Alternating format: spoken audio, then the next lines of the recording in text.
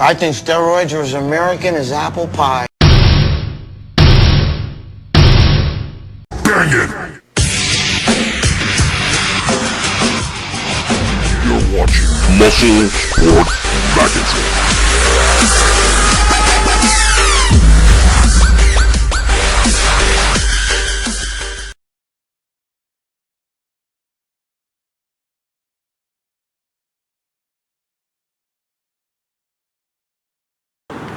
What's going on, guys? I'm driving in my BMW. It's not really BMW. What the fuck is it? Hyundai Elantra. So, anyway, I know you guys like my steering wheel, but I'm going down right now. I'm doing a TV show for Muscle Sport Mag, you know, the magazine I'm the managing editor for. I'm going to be working today with Lee Priest. This is my boy. Me and Lee go way back, years, man. I mean, you know, MD and everything. And Boston Lloyd. So, you know, Boston's my boy too. He's a good kid. Some of you guys, I know, you guys get on his ass, but he's a good kid, and he's smart too. But anyway, and I know those two sometimes, I don't know if they're at each other's throat or not, but I'll fix that if they are. You know, talking about Boston and Lee, you know, something. I know there's a little internet shit going back and forth between them. Actually, I don't know if there's internet shit going back and forth between them, but I'll fix it if there is. Anyway, so that's what I'm gonna do. I'm on my way down there. I gotta go to Long Island. Now, if you guys know, I'm from the Bronx, but I'm in a little. I'm now right in Westchester right now, which is the Bronx's little brother, and I'm driving to Long Island. I fucking hate Long Island because the traffic down there is brutal. Shortly I'm gonna hit the fucking LIE. If any of you guys ever been in New York and you know, and you try to go from Manhattan anywhere, you go into that LIE, bro, that shit's brutal. I don't know how anybody could live there, to be honest with you, but that's where we're doing the TV show, so fuck it. Anyway, you know, it's Thanksgiving, so, you know, a lot of people know my story, you know, they know I got, you know, I got a lot to be thankful for, because I was a fucking Momo in the 90s, you know. I fucking sat in jail. I thought my life was over, you know. You know, my kids were taken away from me. You saw come on, most of you guys, you must have seen the ESPN special with me. And, you know, even my sister was on there and everything. One of my childhood friends was on there. And, you know, they talked about how, like, I lost everything. I mean, you know, the cops did a number on me. I was arrested by Judge Janine Pirro. You know, you watch Fox. Dude, I love her. I fucking love her. Okay, but she's the one who arrested me. And she's really cute in person. Even when we were in court, man, it was funny because when we were in court, there was all these other drug dealers and shit in there, you know, and you had all these like fucking Crips and Blood guys and shit, you know. And they're standing around, and you have every once in a while some guy like, you know, he was arrested with, you know, $500 on him, you know, and they're all like, and then when they called me up, you know, when it was my turn and they were arraigning me, and they said, you know, he was arrested with $250,000 cash, $75,000 worth of drugs. So one drug dealer goes, "Oh shit!" like that, right out loud in fucking the whole court. And I even looked at him. He was like, "Holy fuck!" I mean, the judge was like, kind of like not happy about that. But anyway, I shouldn't really brag. There's nothing to be bragging about. But to be honest with you, it was, you know, I was a fucking Momo. Wait, where the fuck am I going? Okay, I gotta keep going straight. Because it's a turn over here. I forget. I start fucking talking, forget about it. My girlfriend's holding the camera. She's like, "Shut the fuck up." You know, she's got coffee here and everything. But anyway, you know, we're going for a long ride. You know, Long Island's a motherfucker. But you know, so I got a lot to be thankful for. You know, but my kids were kind of taken away from me. You know, like, you know, they were poisoned about me.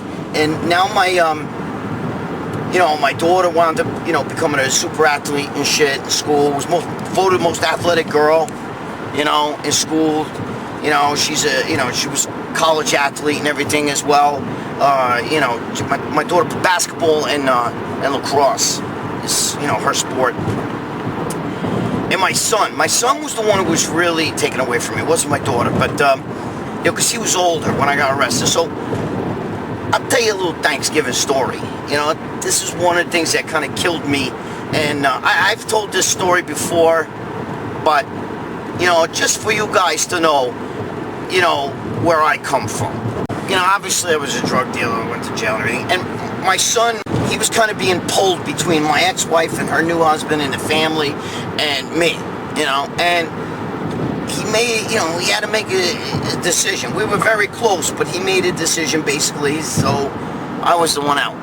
So I didn't see him for a long, long time. But before I saw him, and this is one of the things that, like, when I went to jail, it was like playing in my fucking head over and over and over again, was he was a baseball player, my son. Now, let me tell you something about my son right now. We are very close right now. My son actually works out, and he's jacked. My son was in the Army Intelligence, Special Ops. I'm proud of him. He's still with intelligence now, with the government. The kid is, forget about it.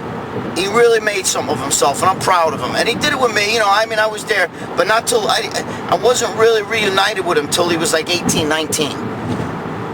Yeah, 19 I think it was. But, anyway, so one of the things that haunted me in jail, and, you know, like I said, I'm giving thanks that I'm with my family, because that's the most important thing, guys. It doesn't matter how much money you make. If you ain't got family, or people that love you, or give two shits about you, man, that's not good, you know what I mean? You got to work on that, you know?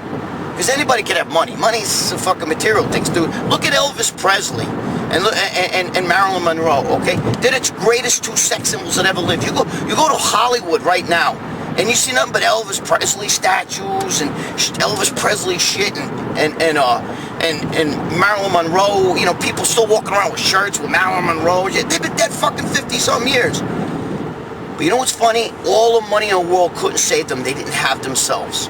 Okay? And that's, you know, because they didn't have that love. All right? And I have that love, so I'm happy. So I'm thankful for that. But anyway, my story is this. My son was really into baseball. He was 9 years old. And it was another guy that, you know, his son and him would play baseball every day. I mean, he's one of those guys, you know, that want his son to make the major leagues. Call him, his name is Joe. I'm just going to say Joe, okay? And then Little Joe and Big Joe, okay? So he pushed his son, you know, every day to play baseball. Even in the snow, they play baseball every day. You know, son would have to hit and this and that, the other thing. So his son happened to, you know my son was friends with my son. And my son and another kid were up at this park, and they were playing baseball, okay, together. And you know, I was there with him, and I would be, you know, throwing to him. And all of a sudden, this guy, Joe, comes with his kid, you know, Big Joe and Little Joe. And they said, do you mind if we use the field with you guys? We're like, you know, we don't own the field, sure, you know. So, of course, the guy almost, like, it's just, like, kind of starts taking over. So him and his kid are fucking playing ball, right? And he says, let's have a game. Now, I didn't fucking feel like playing. I was super jacked, but I was out of my mind on the steroids, you know. I was 275, and I'm 5'6", so 5'6", 275 is fucking big. Anyway, so I didn't feel like playing. But my son and his friend played against the father and the kid. And they were getting slaughtered. I mean, you know, the father's over there, the kid's 9 years old. The father's over there throwing fastballs, you know what I mean? Like, you know, like blazing fastballs to my kid, you know, and he's striking him out, you know, and shit, you know. My kid was getting really upset, you know, my son and his friend, you know. So finally my son comes to me and says, Dad, please, they're killing us. I mean, you know, we're losing bad. I freaking, you know, it's not fair. Big Joe's throwing fastballs to us, you know, treating us like, you know, like we're like, you know, adults and stuff. We can't even hit off him. Please, get up. Just get up and hit the ball first. Just once. Please, once. I can't take it anymore. Please. I bet. And his friends begging me. Because, you know, the Big Joe and Little Joe are like, ha, ha, ha, ha, laughing. And, you know, they're all over there hitting the ball and, like, you know, killing him. So I said, all right. I'll get up once. Now, I had a T-ball bat. And when I was a kid, I was the most valuable player in a whole league in baseball. And I played in high school and everything, but I was really good baseball player. But, you know, I haven't played in years. And I know everybody saw that stupid, you know, that thing about me on Bigger, Faster, Stronger, when I went into the, you know, where I went into the batting cage, it showed me missing. First of all, I was already in my mid-40s back then. Remember, I'm 56 now. I was in my mid-40s back then. I hadn't played baseball in years, and I hit the first round. But then after that, I couldn't hit anymore. It was, you know, it was cold, and I was like trying to see, you know, it was like March or whatever when we filmed that. You know, and I could, you know, after a while, you know, you start swinging, you're out of breath and everything. But anyway, so now I get up and I get this T-ball bat, right? And Big Joe throws a pitch right down the middle to me. The first pitch he throws, I hit it. There's tennis courts next, there's a fence, big fence, home run fence. And then on the other side of the home run fence is tennis courts. I hit it into the tennis courts. And I gotta tell you something. That's one of the greatest moments of my life. Because my son, I was his hero at that day. I became my son's hero at that moment. He was great. It didn't matter. They were losing like 20-0, but it didn't matter because that home run showed up Big Joe. Because Big Joe was being a dick and throwing fastballs and acting like that, and it just was father against father. And I showed up that motherfucker. I hit that shot into the tennis courts. Okay, so for that day, I remember even when I was in jail, that was one of my moments when I fucking hated I'm thinking about, okay, how can I kill myself, jump off the side and shit, Anyway, because I was in a jail. Whoa! Almost went out of the lane. I'm a bad driver, bro. Right, hon? Mm-hmm. Anyway, so even looking at the road. When I was in jail, I used to think, fucked up thoughts, you know what I mean? Because it was not a nice time. So when I finally, one of the nice things, my friend Bob Bonham used to say to me, Gregg, go to a good place in your head. Find a good place. Find some happy things, good things that happened in your life. And think about those things. You know what I mean? Don't dwell on this shit, you're going to get out of jail eventually. But right now, just think about the good. And I used to relive that thing, that game, that home run all the time because I was my son's hero. I can't tell you. It's a little pissy little game. I've accomplished a lot of shit in my life. I've been on TV shows. I've been in movies. I'm going to do shit right now. But that day, I showed my son, you know what I mean? My son remembers it even to this day. It's still an impactful thing. But that day almost like saved my life because when, like I said, there was many times in jail, I wanted to kill myself. And I'm going to tell you something, guys. I lost a lot of money. To lose the kind of money, there's people who want to kill themselves for losing like $1,000. I lost $250,000, $75,000 worth of shit. That's an asshole. See that? That's a fucking asshole. Anyway, all right. But in the old days, I would have chased him down and pulled him out of the car. I don't do this shit no more. I don't want to be in jail. Anyway, so I'm just saying, guys, in times of when things are kind of not going so good for you, go to a happy place in your head. Think about something that was one of your favorite thoughts, or one of your favorite moments in your life. It doesn't matter, even if you were a kid, because this happened to me, years ago, and it just made me. It changed me. It helped me get through my toughest times.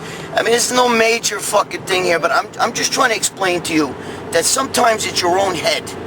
And you can't bang your head over things that you can't control. You understand what I'm saying? I mean, I can sit here and go, I'm in fucking jail, motherfucker, and hit my head against the wall. But what's that going to do? I'm going to have a sore head and I'm still sitting in jail, right? Well, if you bang your head over things that you can't control in your life, all you're doing is fucking beating yourself up. Trust me. Try this. Just go to a happy place.